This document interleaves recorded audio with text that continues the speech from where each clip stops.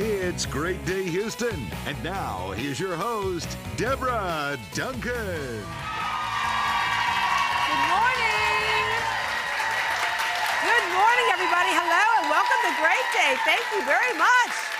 Thank you. Okay, let me just start out by saying that you picked a great day to actually join us live in the studio audience because someone will win a ski package for two to Squaw Valley Ski Resort in California, which includes airfare and accommodations and a whole lot more. Yes. So we appreciate all of our viewers at home, but we know it takes a little extra for y'all to get in the car, you know, come through the traffic and get down here. So someone's going to win that trip. We'll let you know about that a little bit later on. They are experiencing record snowfall right now, so you can have a great time on the slopes, okay? As for now, another beautiful sunny day. We're about to move into spring where everything will once again turn green, and that brings us to today's show. But we're starting off with another kind of green that's gaining a lot of traction these days. It is better for our health and better for the earth. Have you noticed a number of household products, for example, that are either made with healthier ingredients or they're made from responsible packaging? Have you noticed that in the stores? You have choices now.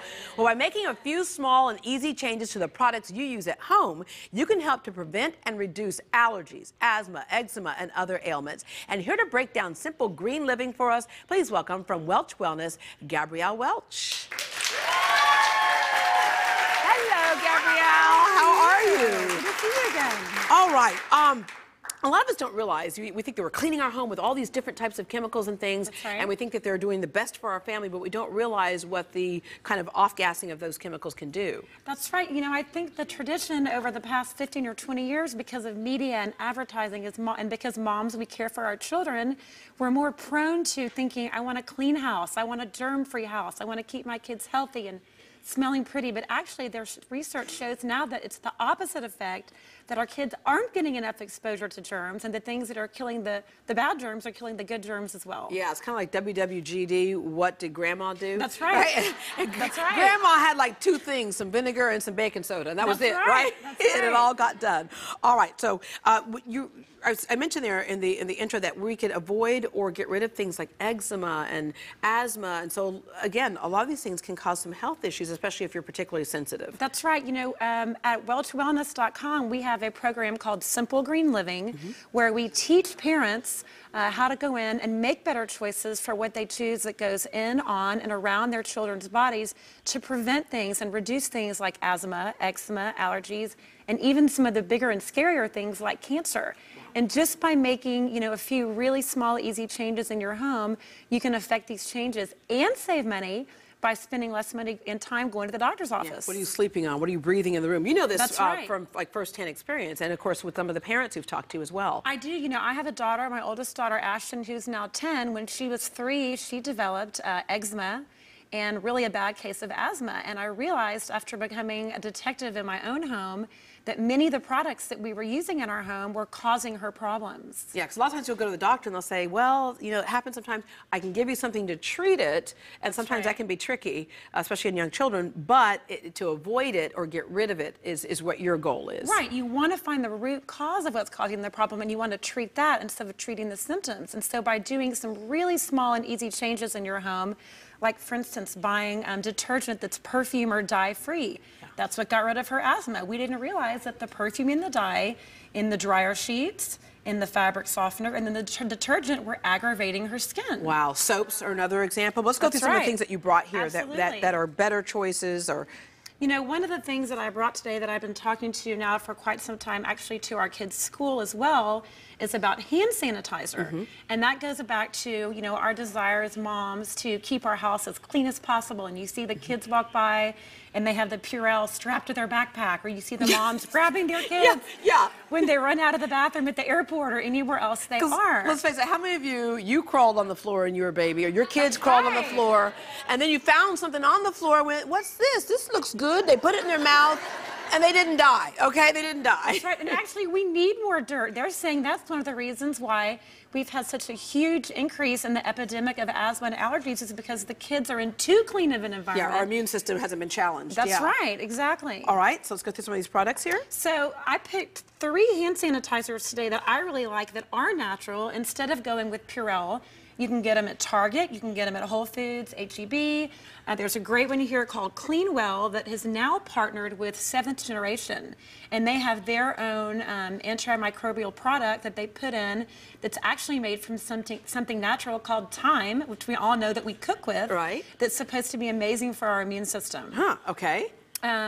Also have just here the standard Whole Foods brand 365.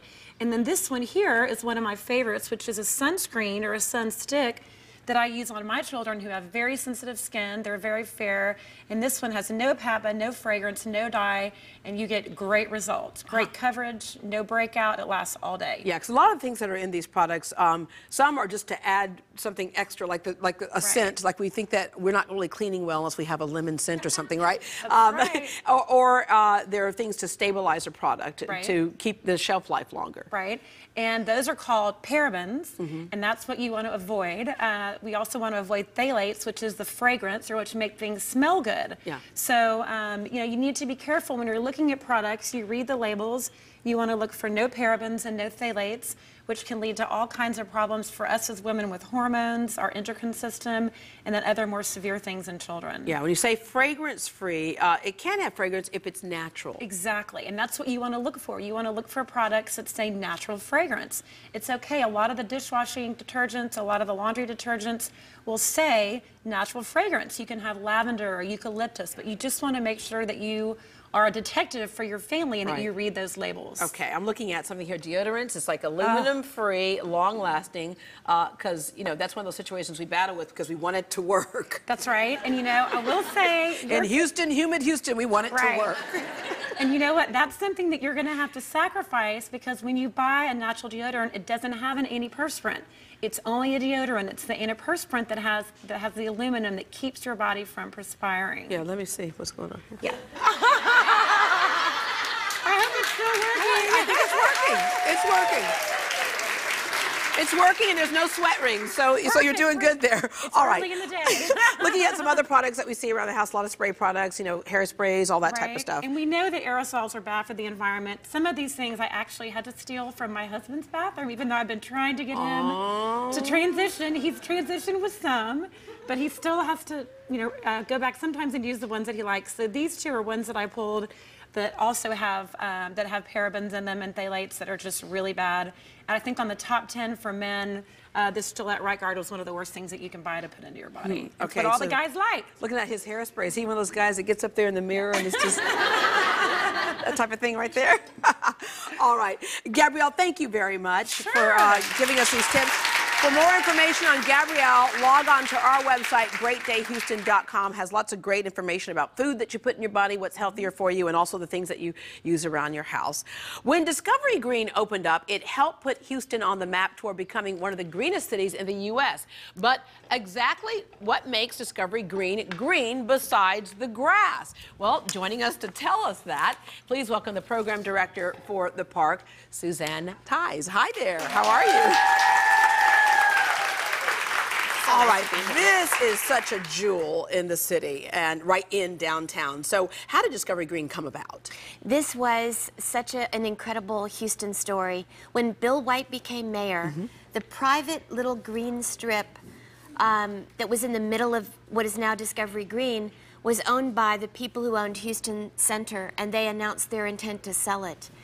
And Bill White brought together the great philanthropic foundations that do so much good in Houston. Yeah, and he's also a big outdoorsman. Yes, that's right. He rode his bike to the opening.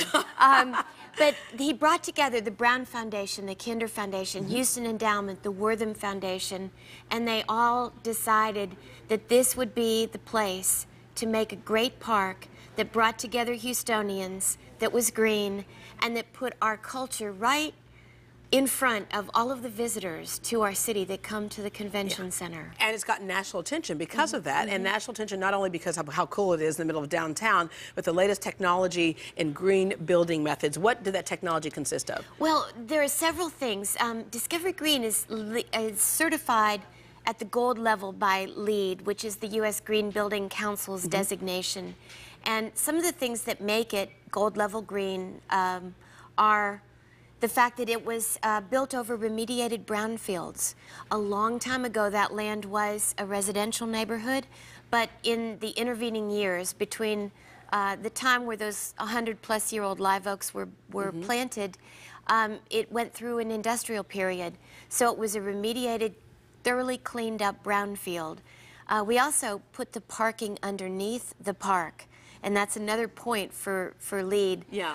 Because that helps cool Houston's temperatures when you don't have a lot of concrete. Right. And then the water, how do you use your water? Well, we have a great irrigation system that's highly efficient. And we also gather all of, our irrigation system gathers all of the rainwater and sends it into our lake and also filters it, and you see it in the fountains. Yeah. So it's a great way of using the water. And then the buildings were built so that they were oriented to the north, and a highly efficient air conditioning system was built in both of them, all three of the buildings. And the natural light floods all of our buildings because on one side, the north, it's floor-to-ceiling glass. Yeah. Who knew all that went into to planting Discovery Green? But that's what's really cool about it, too, is that some of the methods, conceivably, people could even use in building their own homes as well. That's right. So it's a fantastic place to be. As you mentioned, it brings the city together, and on any given great weekend, you can see people, just hundreds, thousands of people out there gathered having a great time. Thank you for explaining it to us. Oh, thank you. All right, for more events and information about Discovery Green, you can go to our website, greatdayhouston.com. Discovery Green is also where the big dance concert series is happening during the NCAA Final Four. We'll get more on that a little later on in the program. All right, up next, we're moving on from green to the colors of spring with a runway show for a good cause. Sign me up.